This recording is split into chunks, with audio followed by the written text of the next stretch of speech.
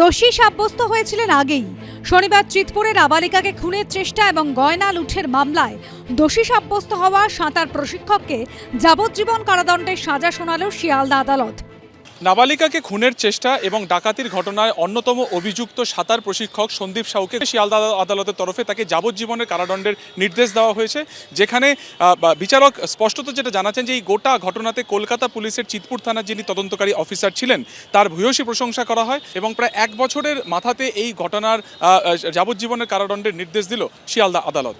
2025 সালে 19শে মার্চ বাড়িতে ঢুকে ছাত্রীকে শ্বাসরোধ করে খুনের চেষ্টা করে সাঁতার শিক্ষক সন্দীপ সাউ। নাবালিকা অচৈতন্য হয়ে গেলে গলার নলি কেটে দেয় সে। এরপর সোনার গয়না লুট করে ধৃত। সেই ঘটনায় ছাত্রীকে প্রাণে বাঁচানো সম্ভব হলেও কথা বলার ক্ষমতা হারিয়ে ফেলে সে। কথা বলতে না পারলেও স্কেচ করে নিজের সাঁতার স্যারের কথা তদন্তকারীদের বুঝিয়ে দিয়েছিল নাবালিকা, যার ভিত্তিতে পরে গ্রেফতার হন সন্দীপ সাউ। শুক্রবার তাকে দোষী সাব্যস্ত করেছে আদালত। শনিবার শিয়ালদা আদালতে রায়দানের আগে দোষী সাব্যস্ত সন্দীপ সাউ বলেন, আমি ইচ্ছাকৃত করিনি, আমাকে ক্ষমা করে দিন। তখন বিচারক অনির্বাণ দাস বলেন, আপনার লজ্জা করলো না? গলা কাটার আগে একবারও ভাবলেন না আপনার বাড়িতেও সন্তান রয়েছে? লজ্জা হওয়া উচিত। 109টা লাইভ দিল, 309তে ডাকাতির জন্য 10 বছর দিল, আর 311 জন মার্ডার করার উদ্দেশ্যে যেটা গেছিল তার জন্য 7 ইয়ার্স দিল। জজ সাহেব প্রশংসা করলো ইনভেস্টিগেশন অফিসারের উপরে এবং সিপির কাছে একটা নোট লিখে দিল যদি কোনো কিছু ওকে অ্যাওয়ার্ড দেওয়া যায়। 9 বছরের মেয়েটি যেভাবে সাহস দেখিয়ে সেই সাহসের ভিত্তিতে মেয়েটাকেও একটা অ্যাওয়ার্ড দিতে বলেছে। এদিন সাজা শোনানোর পর আক্রান্ত নাবালিকার সাহসিকতার প্রশংসা করেন বিচারক। সুকান্ত মুখোপাধ্যায়ের রিপোর্ট, এবিপি আনন্দ, কলকাতা।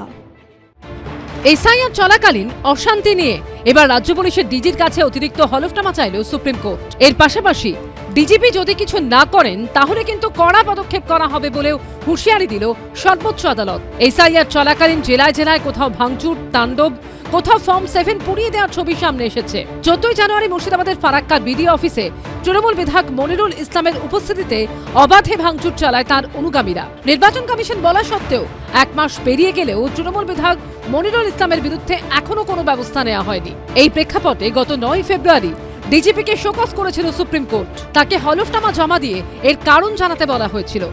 এরপরই শুক্রবার এসআইআর সংক্রান্ত মামলায় প্রধান বিচারপতি জানতে চান, ডিজিপিকে যে নির্দেশ দিয়েছিলাম সেটার কি হলো? তখন কপিল সিব্বল বলেন, ডিজিপি হলফনামা দাখিল করেছেন। তখন কমিশনের আইনজীবী বলেন, প্রকাশ্যে হুমকি দেয়া হচ্ছে, পুলিশ কোনো পদক্ষেপ নিচ্ছে না।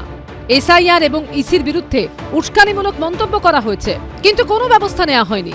শুধুমাত্র কয়েকটি ছোট মাছের বিরুদ্ধে ব্যবস্থা নেওয়া হয়েছে। তখন সুপ্রিম কোর্টের প্রধান বিচারপতি বলেন, দুর্ভাগ্যজনকভাবে নির্বাচনের আগে এই ধরনের দায়িত্বজ্ঞানহীন মন্তব্য করা হয়। কমিশনের আইনজীবী বলেন, এর পরিণতি মারাত্মক হবে।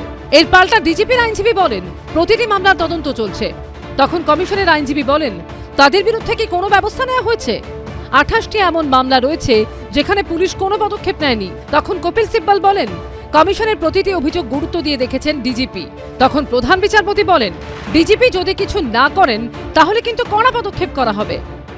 এই ডিজি কোনো অ্যাকশনই নেয়নি। যে ডিজি আগে ছিলেন রাজীব বাবু, এবং তিনি সম্পূর্ণ দলদাস হিসেবে কাজ করেছেন। তার সময় শমশেরগঞ্জে দাঙ্গা হয়েছে, তৃণমূলের কোনো নেতা অ্যারেস্ট হয়নি। একের পর এক এই ধরনের ঘটনা রাজ্য জুড়ে ঘটেছে। তো এই ডিজিকে প্রথমবার কোনো ডিজিকে ব্যক্তিগতভাবে হলফনামা দিতে বলেছিল আদালত। আদালতের সামনে গিয়ে সেটা দিতে হয়েছে তাকে। নির্বাচন কমিশনের নিজের কর্মী হলে একরকম, আর রাজ্য সরকারের কর্মী ডেপুটেশনের নির্বাচন কমিশনের হয়ে কাজ করছে, তাদের ক্ষেত্রে অন্য রকম। তো এই সমস্ত মিলিয়ে নিশ্চয়ই এফিডেভিট দেবে। সবথেকে বড় কথা এটা তো ঠিক যে নির্বাচন কমিশন নিজেদের অপদার্থতা ঢাকতে বারবার বলি করেছে পশ্চিমবঙ্গের কিছু অফিসারকে।